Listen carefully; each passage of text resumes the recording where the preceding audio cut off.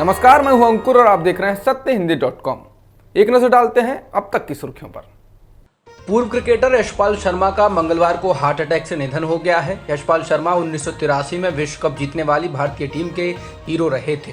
66 साल के शर्मा मूल रूप से पंजाब के रहने वाले थे और भारतीय क्रिकेट टीम में मिडिल ऑर्डर पर बल्लेबाजी करते थे।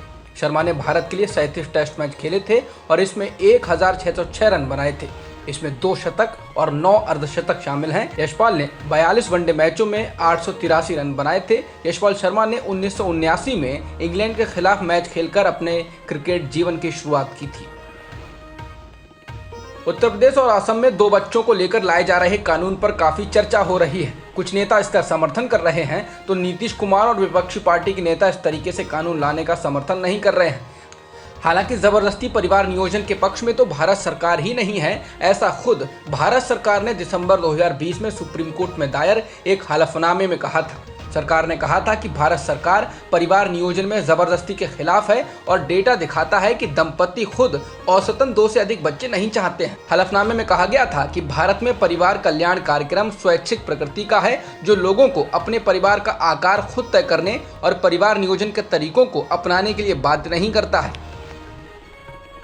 2 बच्चों को अनिवार्य करने की मांग करने वाली याचिका के विरोध में भारत सरकार ने अंतर्राष्ट्रीय सम्मेलन का भी हवाला दिया था। सरकार ने कहा था कि भारत 1994 में जनसंख्या और विकास पर अंतर्राष्ट्रीय सम्मेलन का एक हस्ताक्षर करता है, जिसके तहत कहा गया है कि वो परिवार नियोजन में जबरदस्ती के खिलाफ है।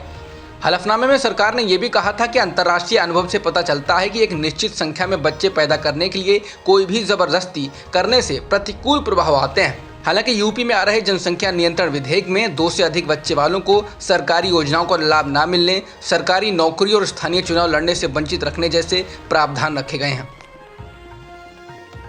लंबे वक्त तक कांग्रेस आलाकमान के लिए सिरदर्द बना रहा पंजाब कांग्रेस का झगड़ा शायद जल्द ही खत्म हो सकता है। कांग्रेस के पंजाब प्रभारी हरीश रावत ने कहा है कि पार्टी जल्द ही सुनील जाखड़ की जगह किसी दूसरे नेता को प्रदेश अध्यक्ष के पद पर नियुक्त करेगी और उसके बाद अमरिंदर कैबिनेट में भी कुछ नए चेहरों को शामिल किया जाएगा। रावत ने द इंडियन एक्सप्रेस से कहा कि ऐसा 2-3 दिन के अंदर हो जाएगा। रावत ने कहा कि किसी ने भी मुख्यमंत्री को बदलने की मांग नहीं की है, कुछ मुद्दे थे जिन्हें जल्द ही सुलझा लिया जाएगा। हरीश रावत ने उम्मीद जताई है कि पंजाब में नए प्रदेश अध्यक्ष की घोषणा और कैबिनेट में बदलाव के बाद पंजाब कांग्रेस में सब कुछ ठीक होगा और सभी की नाराजगी दूर होगी। रावत ने बागी नेता नवजोत सिंह सिद्धू का नाम लेते हुए कहा कि सिद्धू ने अपनी बंदूक को सही जगह मोड़ दिया है। उनका इशारा सिद्धू के हालिया ट्वीट्स को लेकर था, जिनमें सिद्धू ने अमरिंदर सिंह की बजाय पूर्व मुख्यमंत्री प्रकाश सिंह बादल और उनके बेटे सुखबीर सिंह बादल पर हमला बोला है। उत्तर प्रदेश के शाहजहांपुर के कटरा विधानसभा से बीजेपी विधायक वीर विक्रम सिंह का एक वीडियो वायरल हो रहा है, जिसमें वो ग्रामीणों से साफ साफ कहते हुए सुने जा सकते हैं कि वोट नहीं दिया तो काम की अपेक्षा भी मत करो। वो कहते हैं कि आपके गांव से बीजेपी को बहुत कम वोट मिले हैं और इसलिए काम की अपेक्षा मत रखो। विधायक कहते हैं कि अपेक्षा उसी से रखी जाती है जिसको आप कुछ दो। इस बीच ग्रामीण लाइट लगवाने की मांग करता है तो विधायक कहते हैं कि बेटे की कसम खाओ कि हमको वोट दिया था, अगर बेटे की कसम खा लोगे तो अभी लाइट लगवा देंगे। विधायक कहते हैं कि हमारे बाप विधायक रहे हैं और हमें बेवकूफ बनाने का प्रयास ना करें। असम विधानसभा में सोमवार को मवेशियों के लिए रक्षा के लिए नया विधेयक मवेशी संरक्षण विधेयक 2021 पेश किया गया, जिसमें मुख्य रूप से हिंदू, जैन, सिख और बीफ ना खाने वाले समुदायों वाले इलाकों में बीफ या बीफ के उत्पाद बेचने पर रोक लगाई गई है। इसके अलावा किसी भी मंदिर या वैष्णव धार्मिक स्थलों के 5 किलोमीटर के दायरे में बीफ बेचने पर बैन लगाया गया है। वहीं कांग्रेस नेता देवव्रत सैकिया का कहना है कि इस विधेयक में काफी खामियां हैं, खासकर मंदिर के 5 किलोमीटर के दायरे में बीफ बेचने पर बैन वाले प्रावधान में।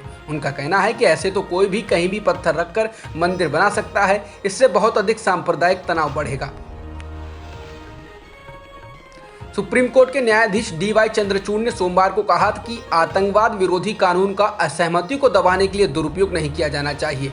भारत और संयुक्त राज्य अमेरिका के बीच कानूनी संबंधों पर एक कार्यक्रम को संबोधित करते हुए जस्टिस चंद्रचूड़ ने कहा कि आतंकवाद विरोधी कानून और आपराधिक कानूनों का प्रयोग नागरिकों के असंतोष या उत्पीड़न को दबाने के लिए नहीं किया जाना चाहिए।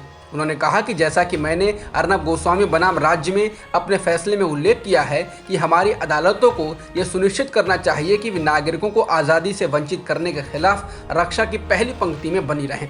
उन्होंने कहा कि एक दिन के लिए भी स्वतंत्रता का नुकसान बहुत ज्यादा है। कोरोना महामारी की तीसरी लहर से देश को बचाने के लिए टीकाकरण की रफ्तार तेज करने की जरूरत है। साफ है कि जितने ज्यादा लोगों को कोरोना की दोनों डोज लगेंगी, वायरस के फैलने का खतरा उतना ही कम रहेगा। लेकिन टीकाकरण के लिए वैक्सीन होनी चाहिए और दिल्ली सरकार ने कहा है कि उनके पास कोविशील्ड वैक्सीन का स्टॉक खत्म हो गया है। उधर देश भर में टीकाकरण की रफ्तार सुस्त हुई है। दिल्ली के उप मुख्यमंत्री मनीष सिसोदिया ने कहा है कि कोविशील्ड की डोज न होने की वजह से मंगलवार को कई सेंटर बंद रहेंगे। उन्होंने कहा कि सोमवार को भी सिर्फ 36,310 डोज ही लग सकी, जबकि हर दिन औसत 1.5 लाख डोज लग रही थी। एक ही व्यक्ति द्वारा कोरोना की अलग अलग वैक्सीन लेने को लेकर WHO की प्रमुख वैज्ञानिक सौम्या स्वामीनाथन ने कहा है कि यह खतरनाक हो सकता है। उन्होंने कहा कि इसके प्रभाव के बारे में अभी बहुत कोई साक्ष्य नहीं है। इसके साथ ही उन्होंने कहा कि अगर आम लोग ही ये तय करने लगेंगे कि कौन सी वैक्सीन कितने दिनों बाद लगवानी है, तो ये अराजकता वाली स्थिति पैदा हो जाएगी। बता दें, कई महीनों से खबरें आ रही हैं कि लोग अलग अलग वैक्सीन की डोज लगवा रहे हैं। उनका दावा था कि ऐसा करना अधिक फायदेमंद रहता है। हालांकि WHO ने इसको खतरनाक बताया है। पेट्रोल और डीजल की कीमतों में आज कोई बदलाव नहीं किया गया है। हालांकि तेल की कीमतों में रुक रुक कर लगातार बढ़ोतरी हो रही है। यही कारण है कि देश में अधिकतर शहरों में पेट्रोल की कीमत 100 के पार हो चुकी है और डीजल भी अपने उच्चतम स्तर पर बिक रहा है। मुंबई में जहां पेट्रोल की कीमत 107 रुपये 20 पैसे प्रति लीटर है, तो दिल्ली में पेट्रोल की कीमत 101 रुपये के पार जा चुकी है। अमेरिका अफगानिस्तान से अपनी सेना को काफी तेजी से वापस बुला रहा है। अब सोमवार को शीर्ष अमेरिकी commander general Austin Scott Miller ने अपना पद छोड़ दिया और अपनी जिम्मेदारी 2 अमेरिकी जनरल को हस्तांतरित कर दी। इनमें से एक फ्लोरिडा में सेंट्रल कमांड हेडक्वार्टर से अमेरिकी सैन्य कार्रवाई पर नजर रखेंगे और एक अन्य अफसर अमेरिका की आधिकारिक वापसी के बाद वहां रहने वाले लगभग 650 सैनिकों को कमांड करेंगे। बता दें, एक और अमेरिकी सैनिकों की वापसी हो रही है, तो दूसरी ओर तालिबान ने अफगानिस्तान के बड़े भाग को कब्जे में ले लिया है। उसका दावा है कि उसने 85% हिस्से को कब्जा लिया है।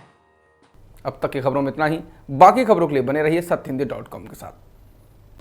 सत्य हिंदी का ऐप डाउनलोड करें गूगल प्ले स्टोर पर।